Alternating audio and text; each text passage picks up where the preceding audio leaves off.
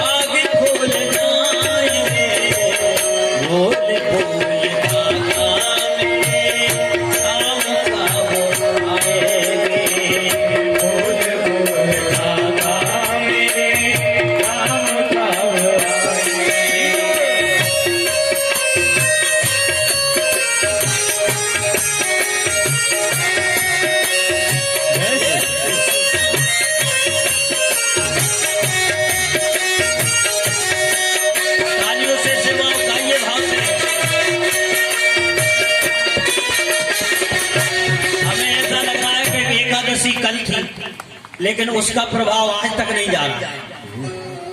अरे कथा में बैठे हैं, लेकिन ऐसा लग रहा जैसे अस्पताल में बैठे भर्ती कर रहे हो। एकादशी तो कल थी, आज प्रभाव दिख रहा है। और नहीं, वास्तव में एकादशी का व्रत तो ऐसे ही होना चाहिए, निर्जला।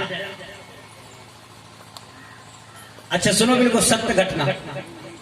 एक पत्नी अच्छी हट्टी कट्टी थी, मोटी ताजी, और जब देखो जब पति को बहाना बनाती रहे कि सुनो आज हमारा निर्जला है। अच्छा, पति का निर्जला है तो बोले आज हम चूल्हे के पास नहीं जाएंगे, और चूल्हे के पास जाएंगे तो हम भोजन बनाएंगे तो हमारा गला सूखेगा, पानी पीना पड़ेगा, हमारा व्रत खंडित हो जाएगा। तो पति का क्या करे, बोले तुम ही बनाओ, ठोको। अब पति बेचारा सीधा सच्चा ठोके खाए।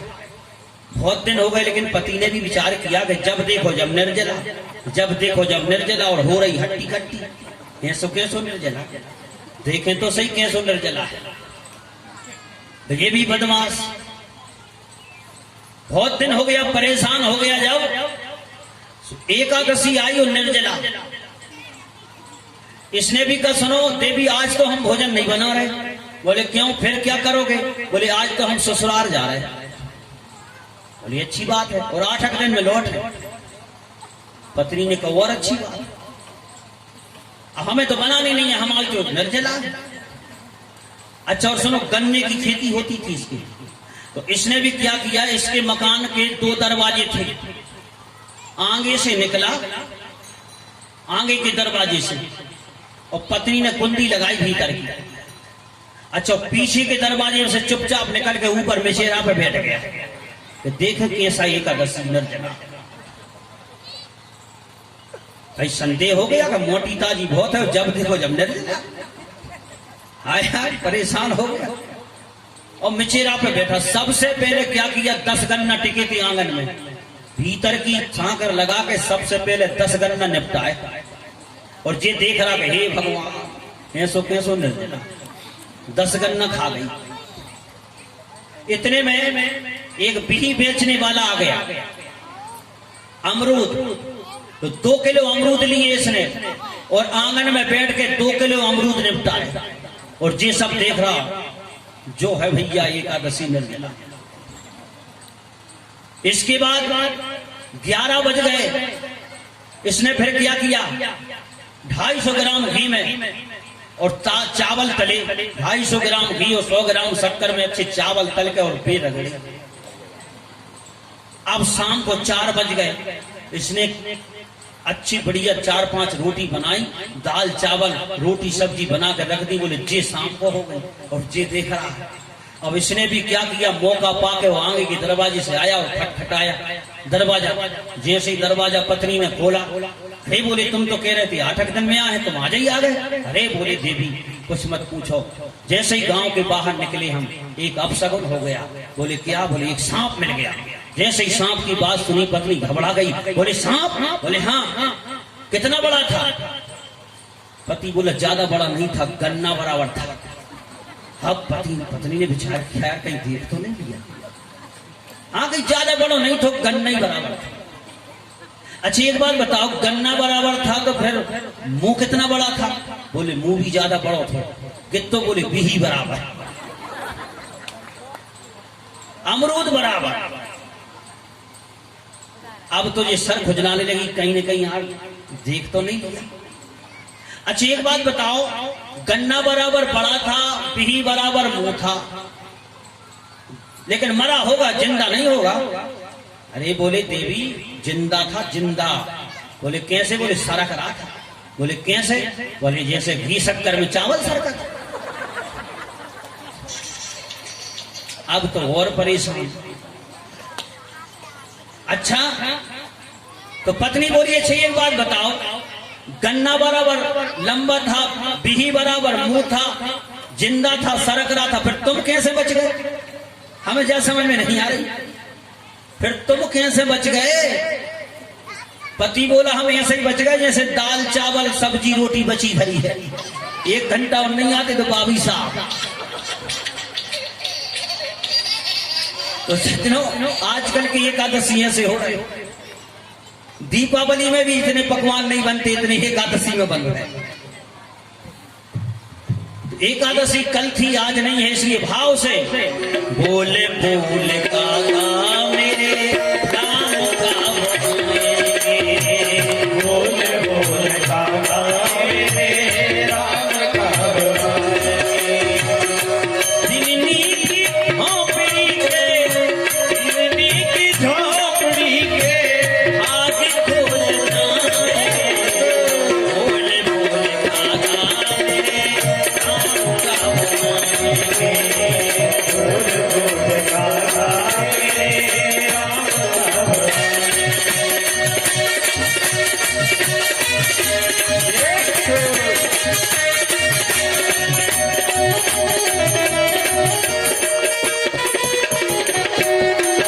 किसी ने कहा सबरी से राम जी आएंगे तो क्या करोगी? सबरी बोली राम मेरे आएंगे मैं गंगा जी को जाऊंगी, राम मेरे आएंगे मैं गंगा जी को जाऊंगी, गंगा जी से मीठा मीठा जल भर के लाऊंगी, गंगा जी से मीठा मीठा जल भर के लाऊंगी, ओ गंगा जी के जल से चरण धुलाएंगे, बोले बोले बोले बोले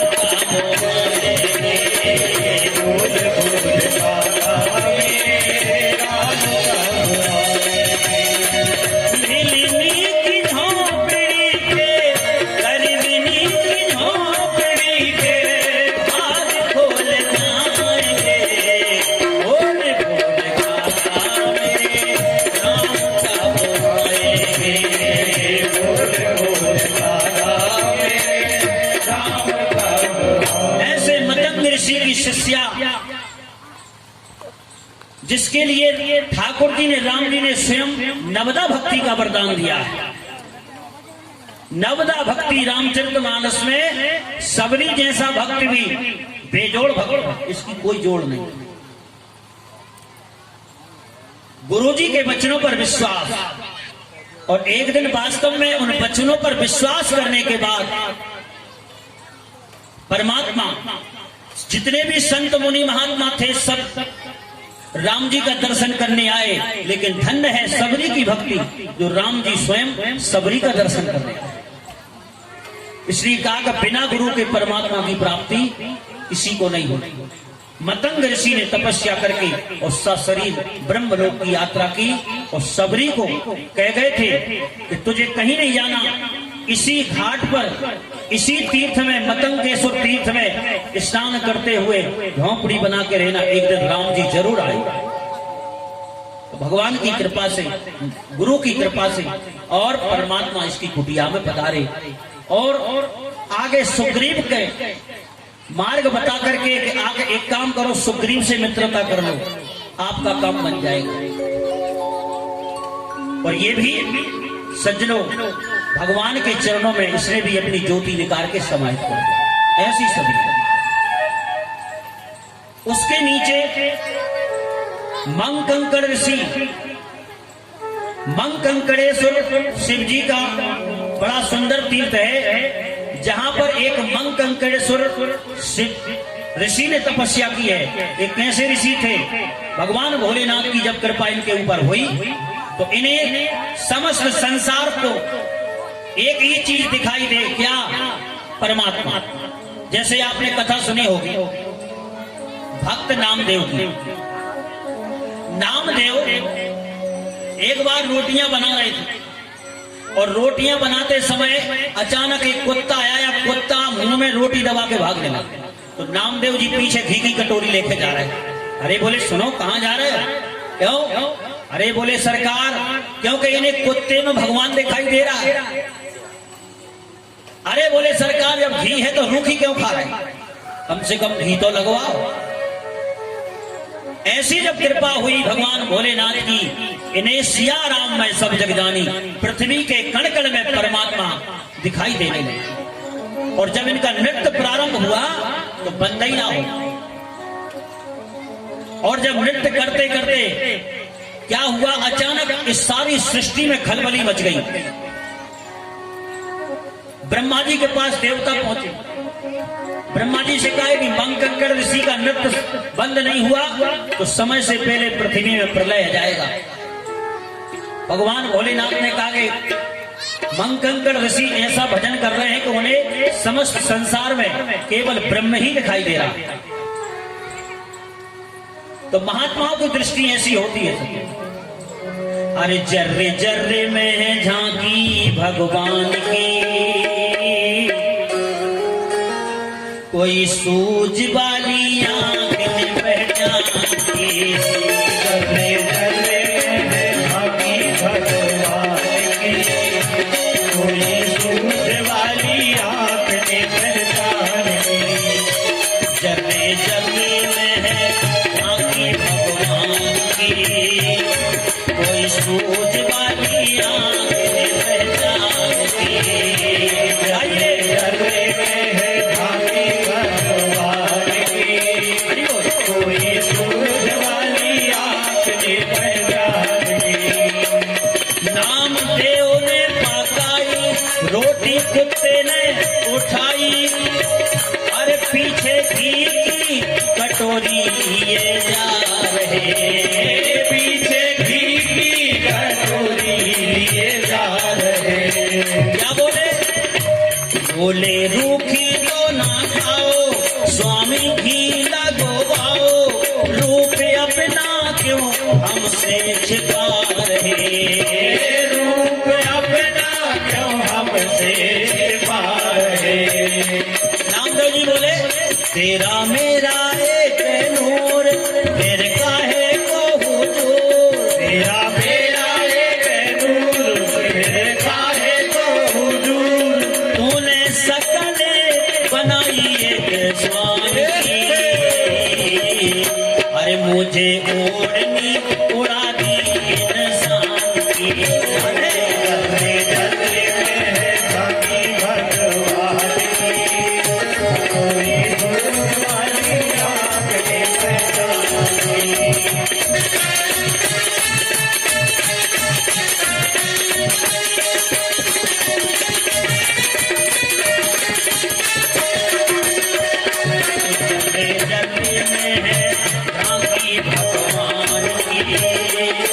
कोई सोच वाली आंखें पहचानी, जगह जगह है झांकी भगवान की, कोई सोच वाली आंखें पहचानी। ऐसे मंगंकड़ ऋषि पृथ्वी के कण कण में परमात्मा को दर्शन कर रहे हैं, लेकिन भोलेनाथ को लेकर के देवता आए और भोलेनाथ ने क्या किया, अंगूठा से जब पूरी पृथ्वी को दबाया, भगवान भोलेनाथ ने अपने चरणों के अंगूठा से सारी पृथ्वी में जोर लगाया।